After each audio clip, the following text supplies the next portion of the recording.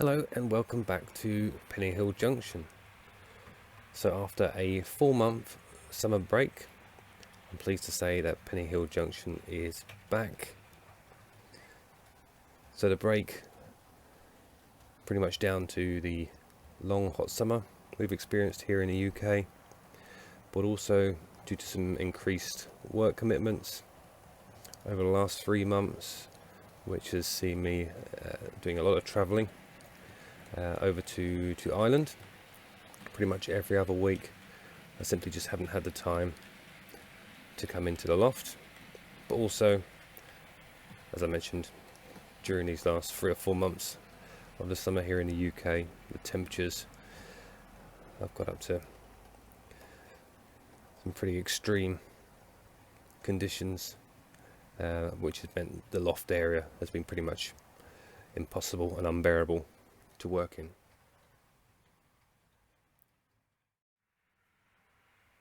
But as we now move into autumn, I'm hopeful that the pace will pick up again. Even before the summer break, I was still quite busy with work and family commitments, so things haven't really progressed probably for sort of 6 or 7 months on the layout, and of course the fact that I haven't been up here much over the last 4 months means there's not really a great deal to tell you about in terms of progress on the layout. There's a few bits and pieces that I've done when the temperature has cooled down a little bit, but in general, so there's not a great deal of progress made since my last update way back in May.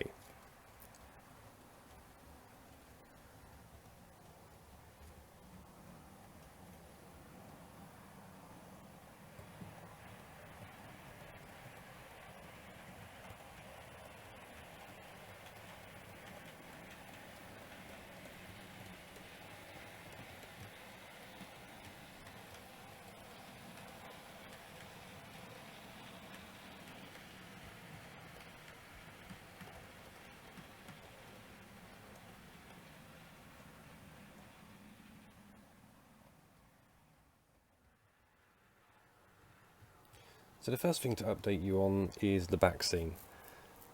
So I mentioned in one of my previous videos, I think April or May time, that I was contemplating scrapping the photo ID back scene, but then I decided I'd give it one last attempt. However, that failed miserably, so I decided to scrap that idea. And as you can see, I have gone for the painted sky blue back scene.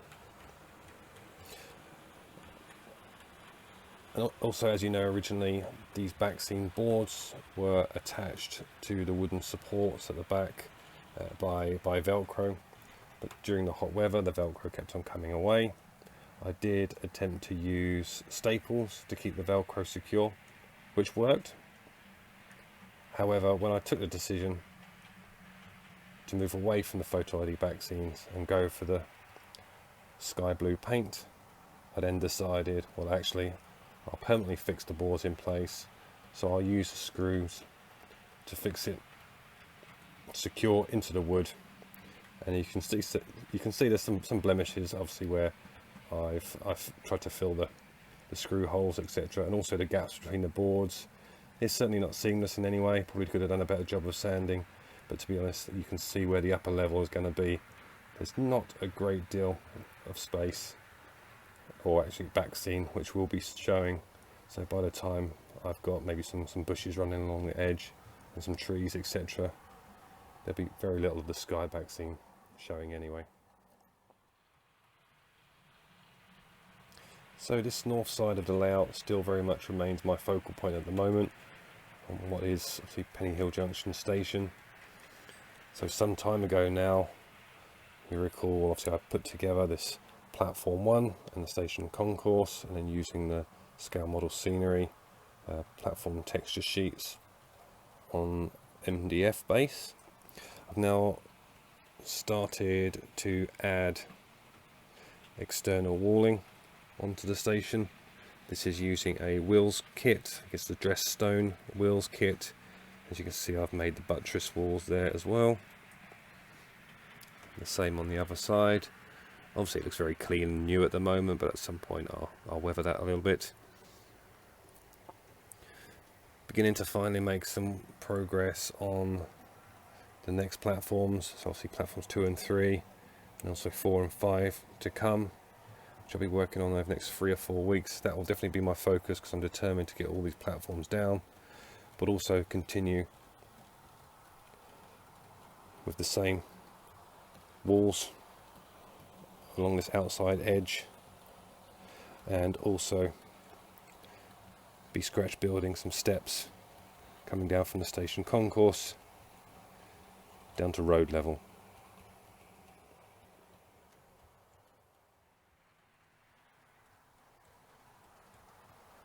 So one other thing that I did manage to do during the summer, which was actually aided by the warm weather, is finally complete the base coat of burnt umber right across the baseboard.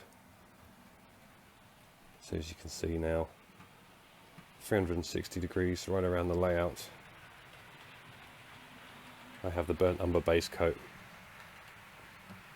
already at some point to start building up the scenery. You can see also in that corner piece there of the elevated section, we've also got the burnt umber. However, yet to do the other side. But the next job for me, after obviously putting the platforms down, before I start doing scenery in the platform area, the station area, like ballasting, trackside accessories, and then start building out the station itself, is of course to get the full length of the elevated section running right down that back behind the station.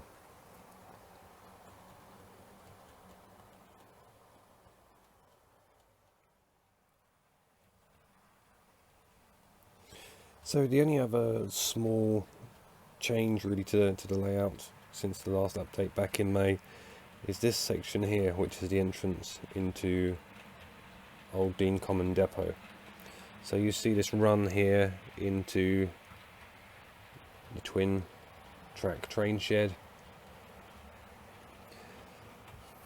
This line here did have quite a tight, awkward looking bend, which I just didn't like. So I've readjusted the track so it's more of a sort of smooth curve into the train shed. What I'll do is I'll quickly show you as well a before and after picture, so you can see, even though a very slight adjustment, I think it does make a big difference.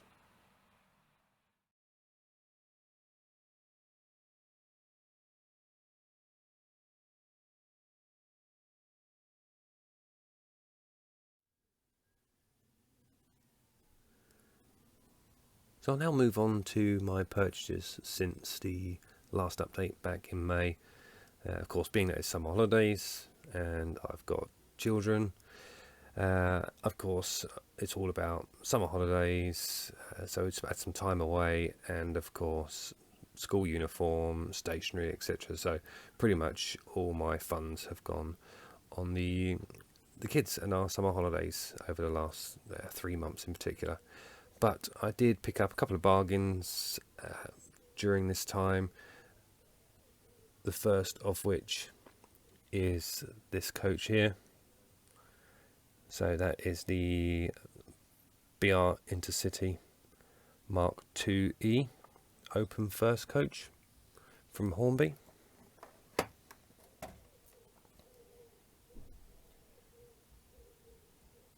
Product number R4614. I did already have this middle coach previously purchased, but in addition I've also purchased this Intercity BR Blue Grey Mark IID open brake standard coach. That one is product number R4563. Both of those coaches were going at £16 each, brand new, so I had to pick them up. As you can see, it's a good addition to my existing coach, and is now starting to build a decent rake of coaches for my DRS rail tours. And my final purchase is this. It's the Bachmann electrical relay room, which will form part of a substation, which will sit in this area, obviously just off the main lines and next to the approach into Old Dean Common Depot. That was, I think, originally around £30, reduced down to, I think, £19.99. And that's this item here, Bachmann Scencraft electrical relay room. Product number 44-0026.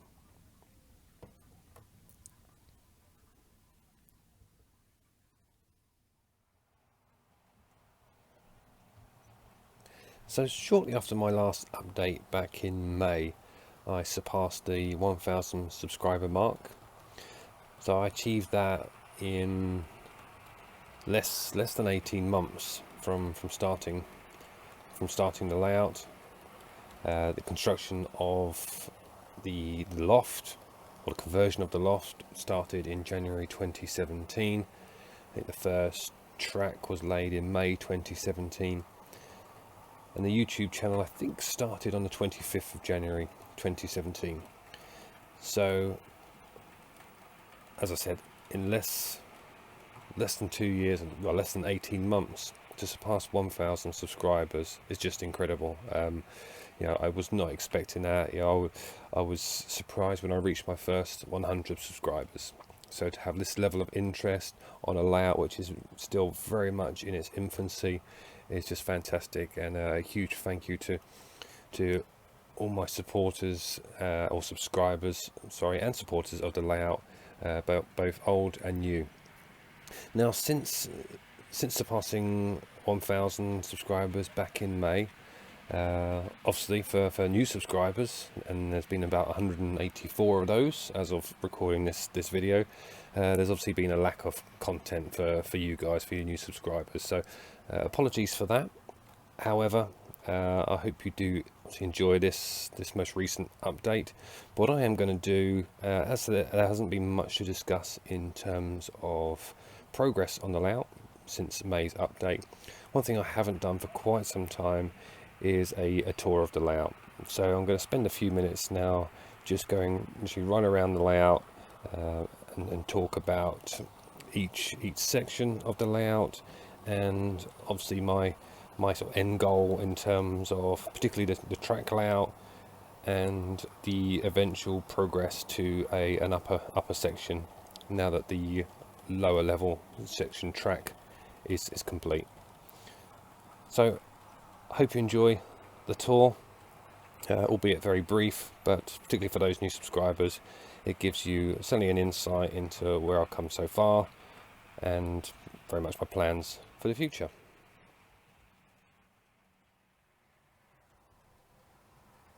Okay, so I begin at the north end of the layout, which is of course Pennyhill Junction station.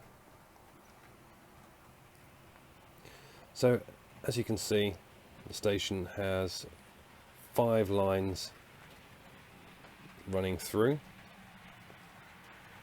2 of which are main lines, which are these outer tracks. There's 5 platforms in total, starting obviously platform 1, 2, 3, and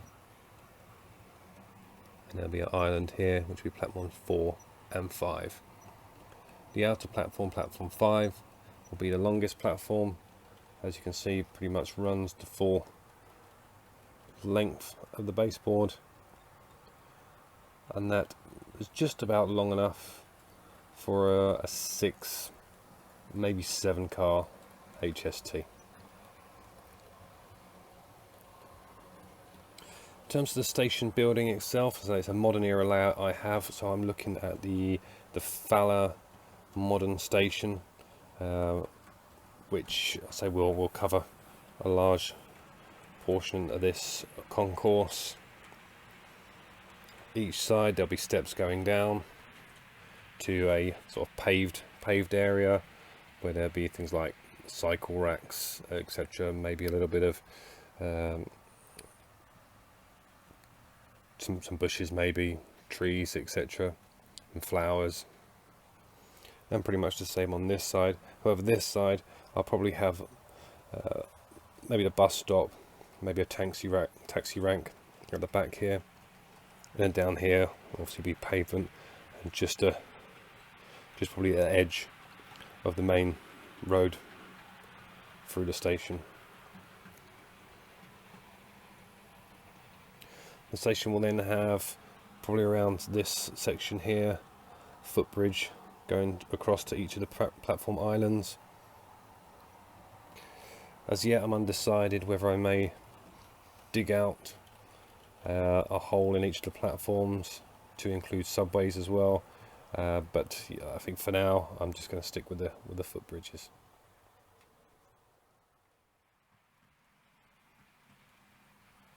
So now we move on to the east end of the layout, just to the right of Pennyhill Junction station.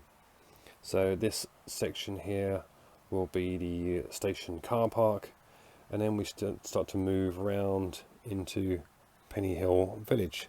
So this will all be like houses, local shops, etc.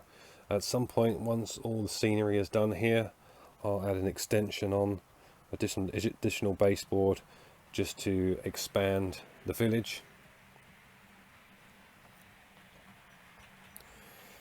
And then as we come round, we'll then start to see the entrance into Old Dean Common Depot. So there'll likely be an entrance into the depot from the village in this sort of area here. So there may be a little sort of depot crew room for railway staff, perhaps a small car park.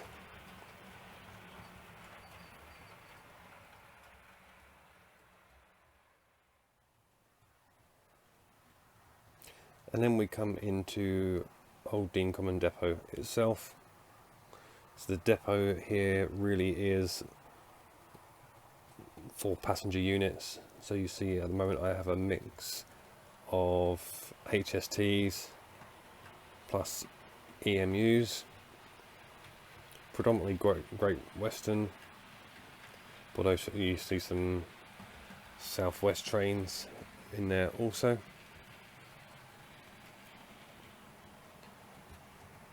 The train shed there, which is the Pico, I believe it's LK80 train shed, that's just obviously one module at the moment, or one kit. My plan is to get 2 additional kits to extend the length of that train shed, and then so most of this area will obviously be hard standing, as this is very much a storage area for all my Great Western and Southwestern passenger stock.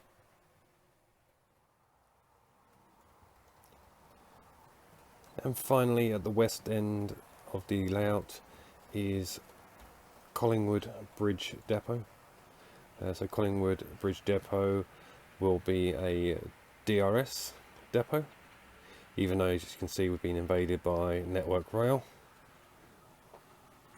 and DB Schenker. Currently, as you can see, running around the layout is my pretty much entire DRS fleet, my 268s and a 37, which when they're not in use, obviously parked up here within the depot. So as I say, this depot primarily will contain DRS stock. I'll look to expand on that in terms of perhaps getting in a DRS 57, 66, and perhaps another 37 to add to the fleet. I know even a Class 20, a DRS Class 20, is also one I've got an eye on. in the very near future.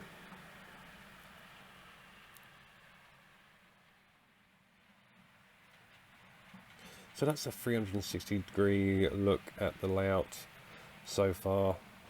As I mentioned, the lower level track is complete, that's all done, and after I've completed the platforms here at Pennyhill Junction station, I'll then be moving on to the elevated section. So you'll see you've got one corner section there. On top of that corner is likely to be a perhaps retail park or various business units. And the elevated section will literally follow the perimeter of the whole layout. Again, you see the corner section that we've already got in place there. That's the idea there, is that's going to sort of transition into that hills and dales back scene. So that's all very much going to be very green, lots of grass, lots of static grass and trees in that section, so it just transitions nicely into that back scene.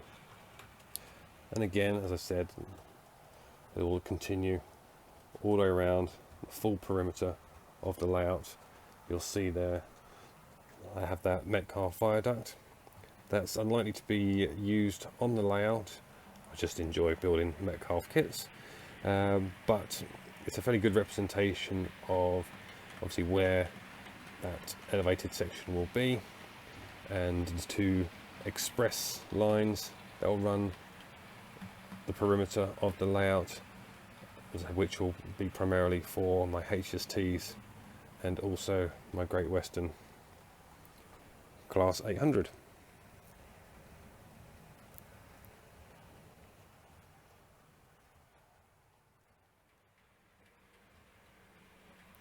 Okay, so that's all for this month. Apologies once again, it's taken so long to upload a video. I think a lot of us modelers, particularly here in the UK with loft layouts, even those obviously with outdoor shed layouts, have been impacted by the hot weather. Obviously kept us out of action for quite some time. But as I said, we're coming into autumn now. Officially autumn is just a few days away, even though the temperatures are still fairly warm during the day.